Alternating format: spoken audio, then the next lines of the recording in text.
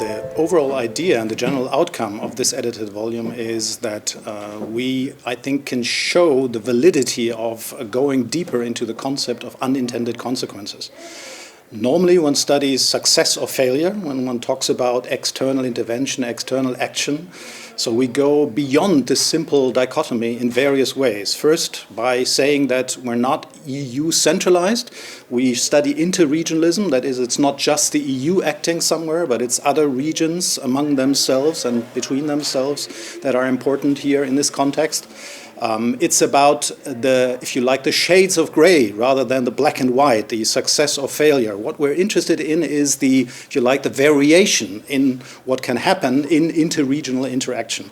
And that is what this concept of unintended consequences that is relatively recent in the study of EU external action is really very helpful and contributes to shed light on some of these empirical cases where you can definitely in the various chapters of the edited volume see that unintended consequences do play a major role and that it's worthwhile to go beyond simply assessing the effectiveness of a particular policy by saying, yes, we achieved this, or no, we didn't.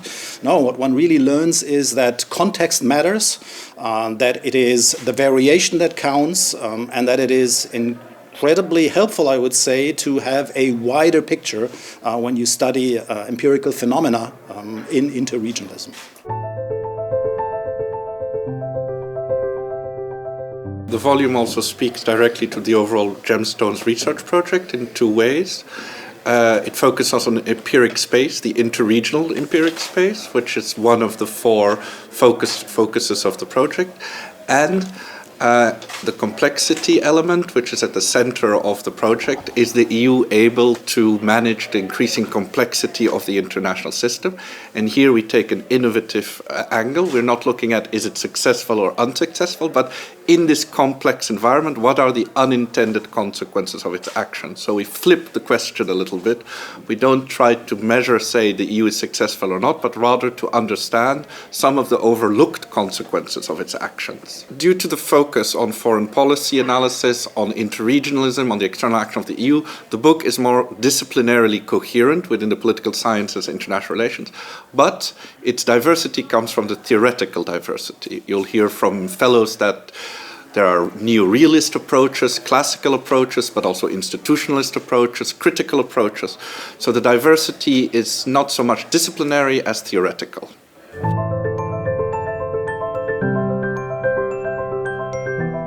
My research within Gemstones focuses on understanding and explaining regional orders in different parts of the world.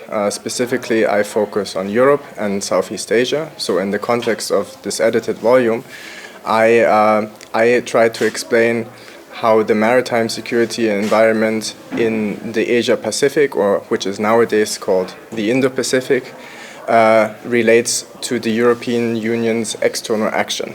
And specifically, I analyzed the European maritime security strategy and how the actors on the ground, on the local ground in ASEAN, for example, relate to this maritime security strategy of the EU. And my findings indicate that if the European Union is pursuing a strategy that is based on its own principles of foreign policy, this is not always well received within the ASEAN policy world. And in fact, unintended consequences follow from this pursuit of external action based on EU principles, such as maritime multilateralism or the idea to become a global security provider. This is the topic of my book chapter. So I look at the unintended consequences of the European maritime security strategy in the waters of the Indo-Pacific. And my findings indicate that one of the main unintended consequences that happens is that there is a buildup of distrust among ASEAN policy makers towards EU external action, or specifically towards the EU officials that are trying to pursue this maritime security strategy within the policy forums where the European Union and ASEAN officials engage.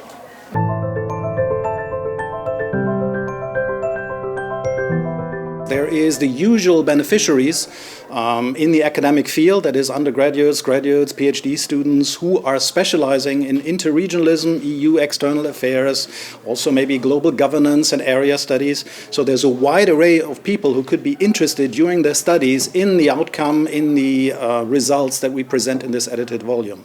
But it's going beyond, of course, the academic field. There are definitely, I think there is an interest for people like journalists when it comes to the empirical cases. When you look at people in administration who hopefully consider items beyond success or failure, who are interested in these shades of gray that we try to highlight. And a third group I might mention is that when you are assessing the outcome of particular policies and you are highlighting that there are unintended consequences, then that is also, should at least be of interest to people who are in risk analysis, who are scenario builders. So for them to reflect more upon the possible outcome and the diversity of this outcome should also be very helpful.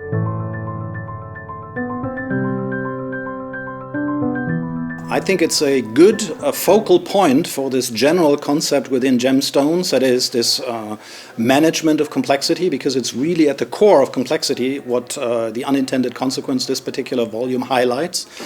So I think it is good, A, for the coherence of the contributions to the edited volume, and B, because it speaks to the central theme of gemstones at large. I want to highlight the particular contribution that the edited volume makes in that it focuses really on different regions in the world. So it doesn't only look at Europe and how Europe relates to other regions, but it also has a broader focus, such as on the African continent, Latin America, the Caucasus, and of course Asia. This edited volume really uses the platform of an edited volume and its specificities in a very efficient way, in that it brings together different generations of scholars, it brings together different nationalities or backgrounds, focusing on different regions. So it talks about Europe, but it's not only by Europeans. It focuses on what is still a very new concept, a fragile concept in unintended consequences. So the book is experimental in many ways, and as the manuscript evolves, at this stage I would say it's successful in many of the experiments it's attempting.